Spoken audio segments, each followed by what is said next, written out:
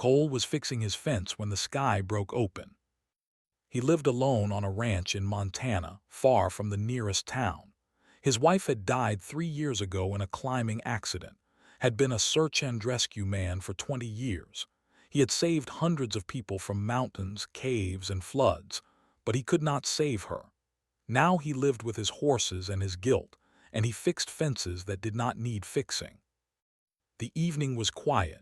The sun was going down behind the mountains, then heard a sound like thunder but wrong. He looked up and saw fire cutting across the sky. Something was falling, something big. It crashed in his eastern pasture maybe half a mile away. The ground shook under his feet. His horses screamed and ran, grabbed his rifle and flashlight from the truck. He thought it might be a plane, or maybe military. Whatever it was, someone might need help. He walked fast through the tall grass. The smell of burned metal and something else, something strange and sweet, filled the air. When he came over the small hill, he stopped. His flashlight shook in his hand. It was not a plane. The thing in his field was smooth and curved like a seed pod or a shell. It glowed soft blue in places. Smoke rose from cracks in its surface. It was maybe 15 feet long. It was not made by humans. Knew this the way he knew rain was coming or winter was near. He just knew. He should call someone, the government, the military, anyone. But his feet carried him forward anyway. A section of the pod split open. Light poured out, raised his rifle. A small figure fell from the opening and hit the ground. It made a sound of pain, a child's sound. Ran forward without thinking. 20 years of rescue work had trained his body to move toward hurt things, not away. He reached the figure and shined his light on it. She was a child, but she was not human. Her skin was the color of lavender flowers. She had 2 arms, 2 legs, a face with eyes and mouth, but wrong, different. Her fingers numbered 4, not 5. Her eyes were too large, too dark, like pools of black water. She was bleeding from a cut on her arm, purple blood. She looked up with those huge dark eyes. She was terrified. She was maybe 8 years old if human ages meant anything. She spoke. The words were strange at first, then they shifted like a radio finding the right station. "Please," she said, "please, man, assist me. My mother is imprisoned, within the sky predator's lair." Stared, his mind was trying to understand what his eyes were seeing. An alien child, speaking English, asking for help. "What?" he said. It was all he could manage. The girl tried to stand but fell. Her injured arm would not hold her weight. She said, "They took my mother. They took her to their station. Above your moon, please. The old record said your kind might help. You are the ones who hunt back." Knelt beside her. His rescue training was taking over now. He checked her wound. The cut was deep but clean. Her purple blood was already slowing. "Okay," he said. "Okay, one thing at a time. What is your name?" She said, "I am of the." "I am. Can you walk?" She tried again and managed to stand, leaning on him. She was light, lighter than a human child her size would be, helped her toward his truck. 1,000 questions burned in his head, but the rescue man in him knew that questions came later. First, you got the victim to safety. In his kitchen, cleaned and wrapped her wound. Watched him work with those deep, dark eyes. She did not cry, but he could see she wanted to. She was being brave the way children were brave when they were too scared to be anything else. Now said, "Tell me everything." Told him. Her people, they were traders. They traveled the quiet routes between stars, buying and selling, never fighting. They were not fighters. No one in the galaxy was, really. Not anymore. Not since the. They were predators. They had ruled their part of space for thousands of years. They were tall, strong, covered in natural armor. They hunted other species for sport. They took slaves. They kept trophies. The galaxy had accepted this because fighting back meant death. Running meant you might live. 3 weeks ago, ship had been attacked. They had killed her father. They had taken her mother, Sierra, to their station, a hunting lodge that orbited Earth's moon, had escaped in a small pod. She had followed old records that spoke of Earth. Records that said something strange lived on the third planet, something the feared. They call you many names, said. Persistence hunters, pack predators, the ones who do not stop. She looked at with something like hope in her dark eyes. The do not come to Earth. They say humans are sport that shoots back. They lose too many hunters here. It is not efficient. Sat back in his chair. He looked out his window at the night sky. Somewhere up there, past the moon, an alien woman was being held prisoner. Her daughter had crashed in his field and asked for help. He thought about all the people he had saved. He thought about the one he could not save. Why come to me? He asked. I am just one man. Shook her head. I did not choose you, I crashed, but the records say that humans help, even when it is dangerous, even when there is no reason. She reached out and touched his hand with her four-fingered grip. Is it true? Looked at this alien child, lost and scared and hopping. He thought about his empty house, his fence that did not need fixing, his years of going nowhere and doing nothing. He looked up at the moon through his window. How do we get up there? He asked. His dark eyes went wide. Then, for the first time since she crashed, she smiled. It was a strange smile, not quite human, but understood it perfectly. Hope, she had found hope. Now just had to figure out how to deserve it. 3 days passed, did not sleep much. Worked on her crashed pod. She was young, but her people trained children in basic repairs from an early age. Space was dangerous. You learned to fix things or you died. By the second day, she had the communication systems working. By the third day, she could show images of the station. It was a nightmare made of metal and bone. The station hung in the shadow of Earth's moon, hidden from human eyes. It looked like a twisted spire, dark and sharp. The walls were decorated with skulls, hundreds of them from dozens of species, trophies. There were collectors. They collected death. My mother is in there, said quietly. She pointed to a section deep in the station's core. The prison level, near the arena. Arena. His face went dark. They make prisoners fight for entertainment. The fights are broadcast to many worlds. She paused. Most prisoners do not survive the arena. Studied the images. The station was huge. It held thousands of. He was one man with a rifle and 20 years of mountain rescue experience.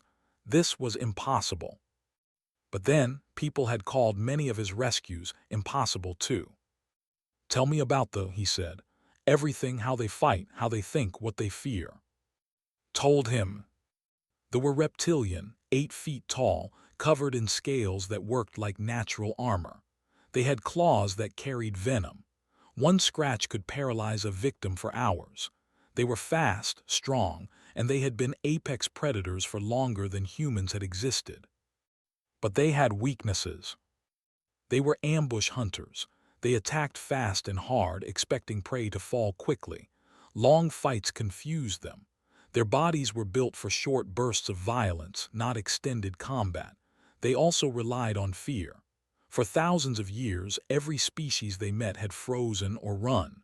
They did not know how to handle prey that fought back. This is why they avoid Earth, explained. Early hunters came here long ago, before your people built cities. They found good hunting at first, but then your ancestors learned. They made weapons. They set traps. They tracked the hunters and killed them while they slept. She looked at with wonder in her dark eyes. You are the only species that hunts those who hunt you. Nodded slowly. Something was forming in his mind. Not quite a plan yet, but the shape of one.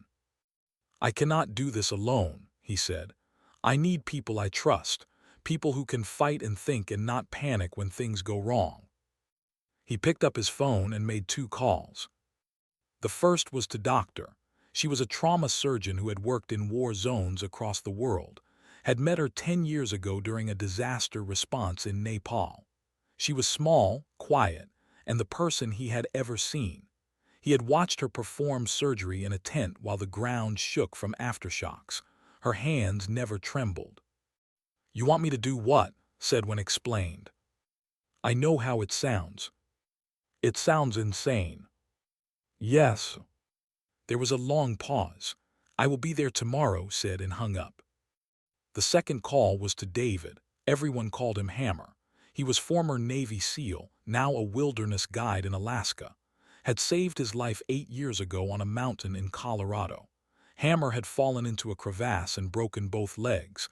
Had climbed down, splinted the legs, and carried him out through a blizzard. It took 16 hours. Hammer said he owed a debt he could never repay. Brother, Hammer said when finished explaining, you have lost your mind. Probably. Alien space station, rescue mission. Yes. Hammer laughed. It was a deep, rolling laugh. I have been waiting years to pay you back. I was hoping it would be something simple like helping you move furniture. He paused. I will be there in 2 days. Try not to start the war without me. When they arrived, introduced them to, knelt down and examined the girl's healing wound with professional interest. Hammer stared at her for a long moment, then shrugged. I have seen stranger things, he said. Not many, but some. They spent 2 days planning, showed them everything she knew about the station, studied biology, looking for weak points. Hammer analyzed patrol patterns and security systems, worked on the insertion plan. The pod had enough power for 1 trip, up to the station and back if everything went perfectly. It could carry 4 humans and there would be no backup, no second chances. If they failed, they died. They have better weapons, said. Better armor, better numbers, better technology. We have nothing. We have surprise, Hammer said. They do not expect prey to come to them. We have knowledge, added. I have found several weak points in their anatomy, the throat, the joints, the nerve cluster at the base of the skull. We have something else, said quietly. They all looked at her. You have the thing that makes you human. You do not stop. You do not give up. Every other species in the galaxy, when they face they accept death. They surrender. They hope to survive by not fighting. She shook her head. Humans are different. You fight even when you cannot win. Sometimes because you fight, you win anyway. Looked at his team. A surgeon, a soldier, a rescue man, against an empire of predators. It was insane. It was impossible. He smiled. Then let us show them what impossible looks like, he said. They left Earth the next night. The pod rose silently through the atmosphere, carrying 4 humans into a darkness full of monsters. None of them looked back. The station was even worse up close. Piloted the pod through a field of debris, broken ships, old containers, things did not want to look at too closely. They did not clean their space. Why would they? No one was coming to judge them. No one was coming at all. Until now. Through the viewport, could see the station clearly. The skulls on the walls were larger than he had imagined. Some were the size of cars. He tried not to think about what creatures they had belonged to. Docking bay ahead, whispered. Her small hands moved over the controls. Cargo section, lowest security. Will they scan us? Hammer asked. He was checking his weapons for the 10th time.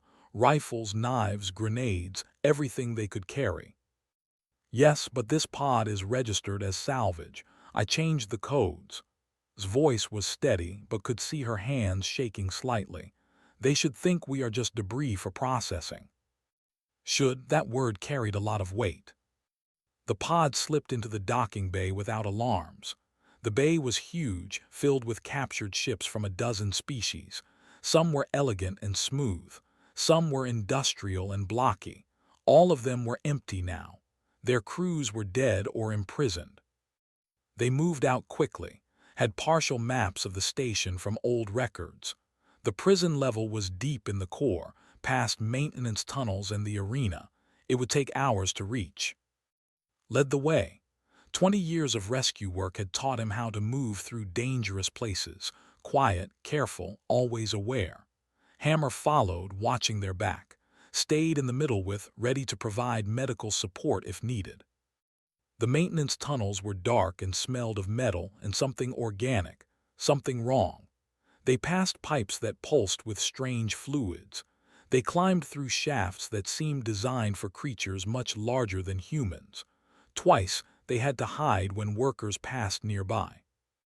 The workers were smaller than the warriors, only 6 feet tall with duller scales. They moved with their heads down, focused on their tasks. They never looked around. Why would they? Nothing dangerous had ever entered this station. Nothing except themselves. After 2 hours, they reached a junction point, checked her maps.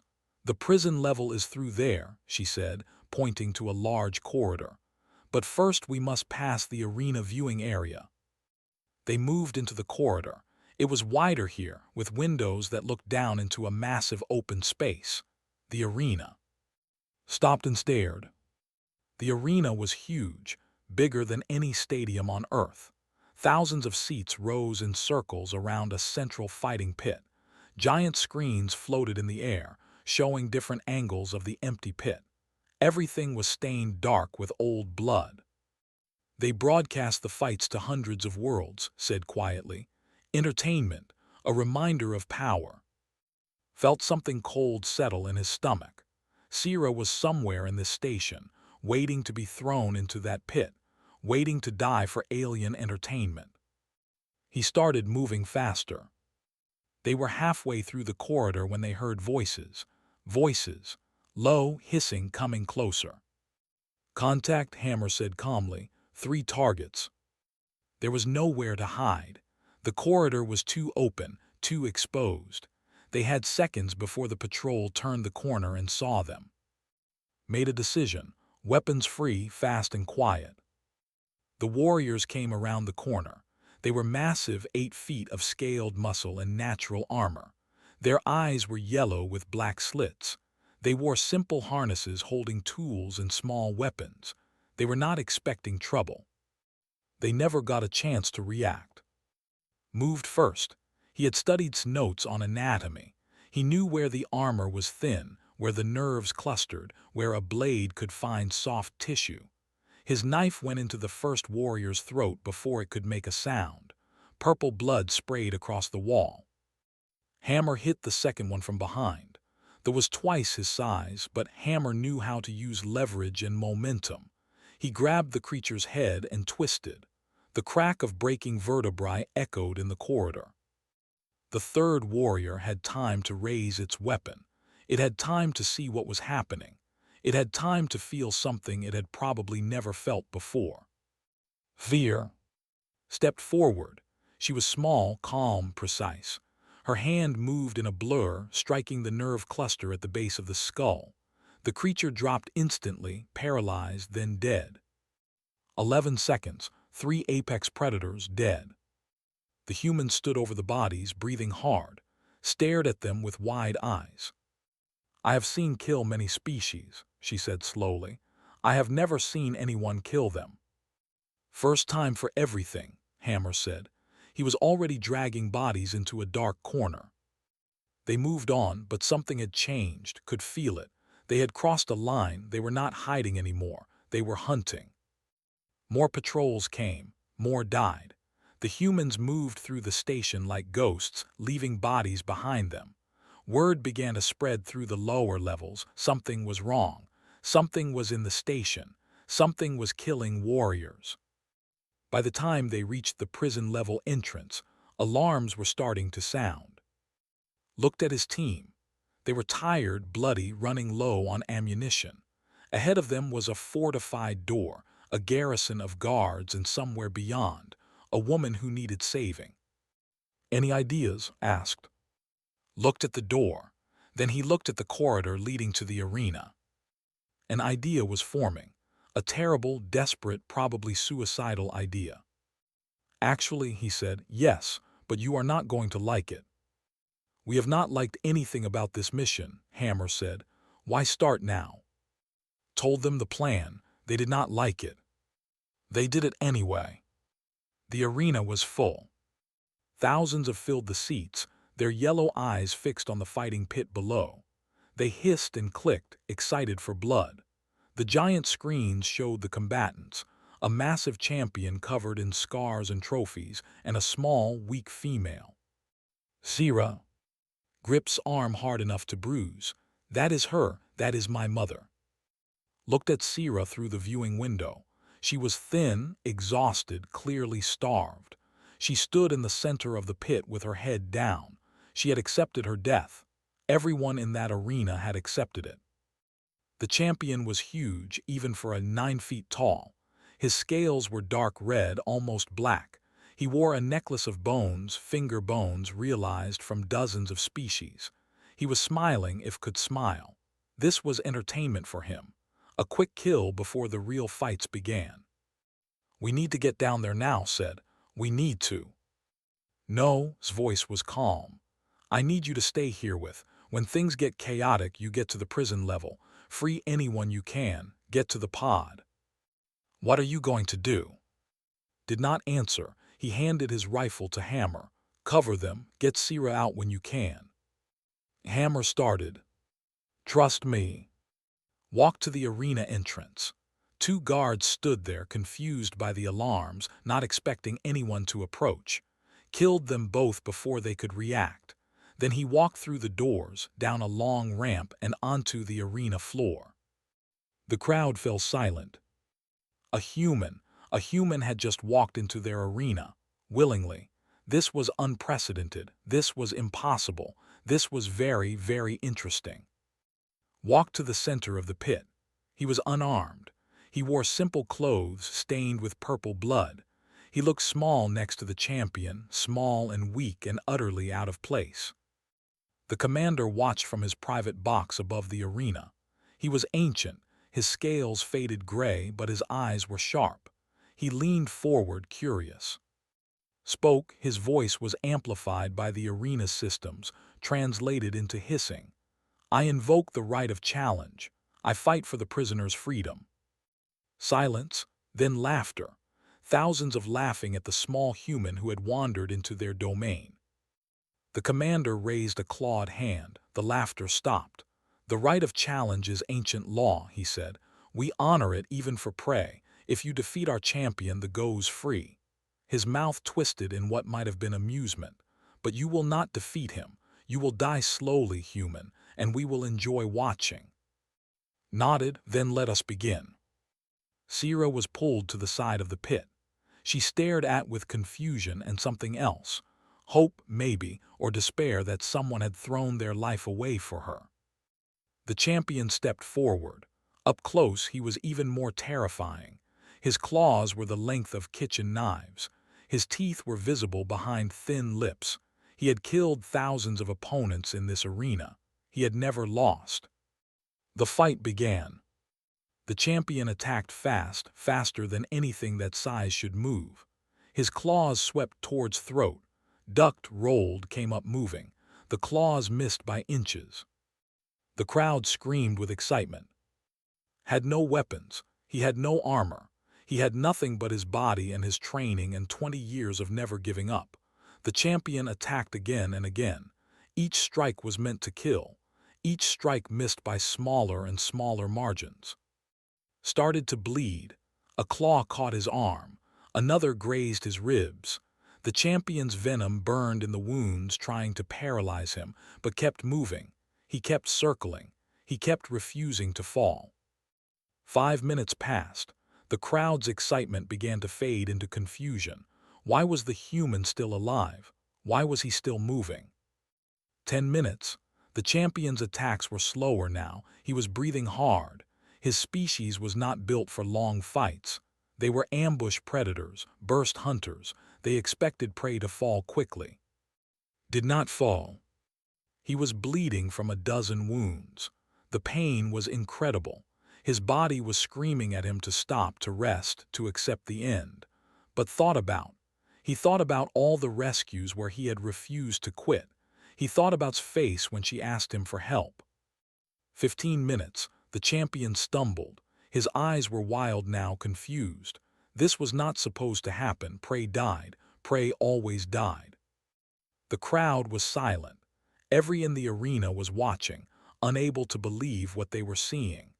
The giant screens broadcast the fight to hundreds of worlds.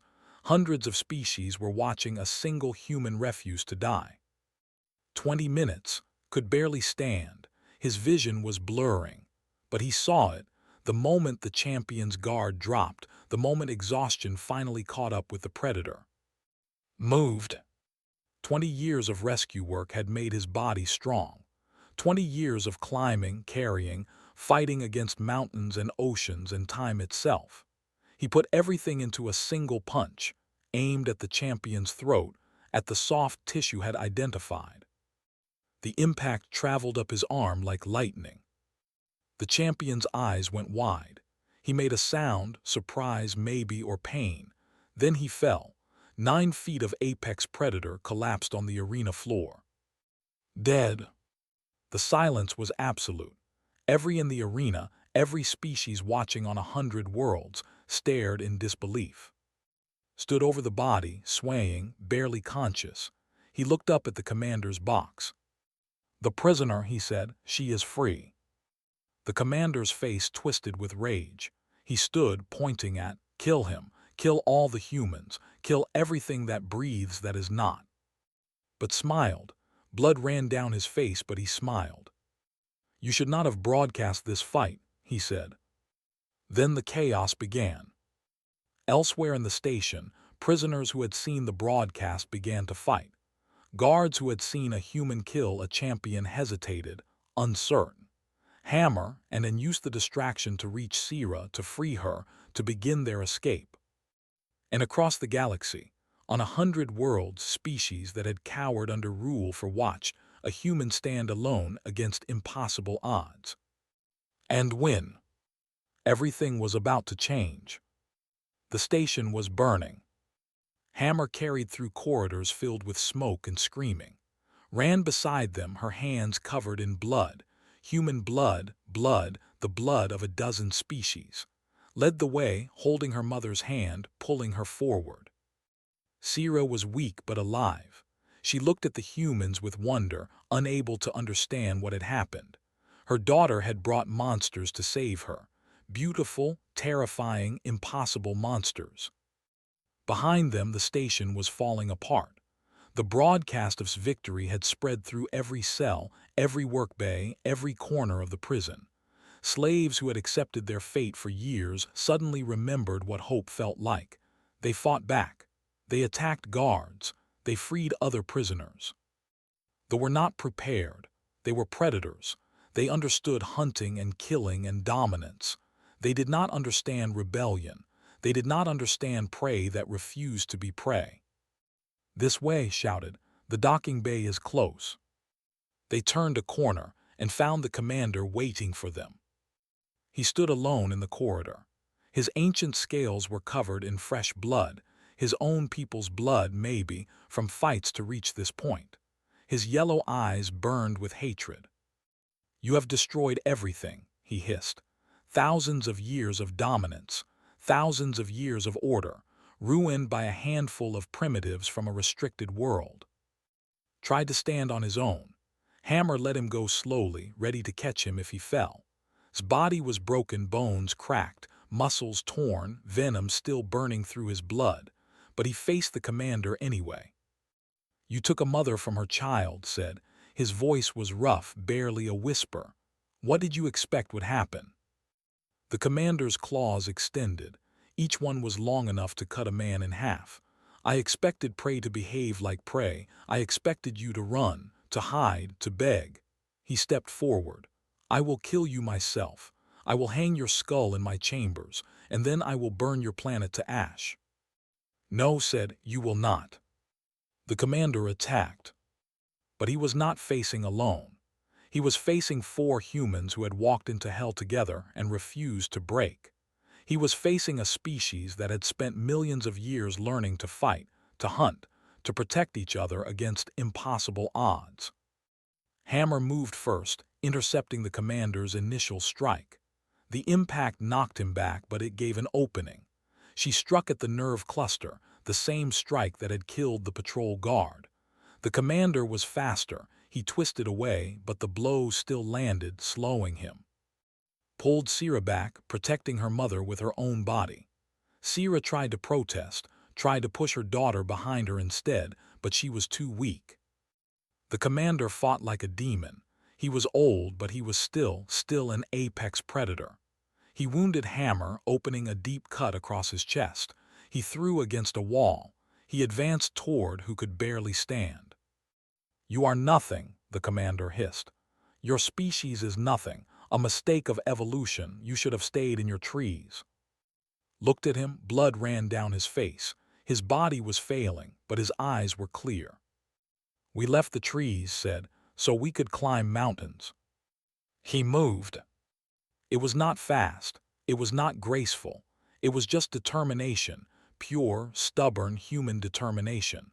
Threw himself at the commander not to win, but to create an opening. Hammer saw it. Despite his wound, he grabbed the commander from behind, locking the ancient predator's arms. Was up again, her surgical precision finding the exposed throat. The commander died with confusion in his eyes. He never understood. How could prey fight like this? How could prey win? Humans were not prey. They never had been. They reached the docking bay. The pod was still there, untouched in the chaos. Other prisoners were fleeing in stolen ships, scattering into space, carrying stories of what they had witnessed. Worked on during the flight home. She had little to work with, basic medical supplies, her own knowledge, prayers to gods she half believed in. It should not have been enough. It was enough. Lived, he would carry scars for the rest of his life.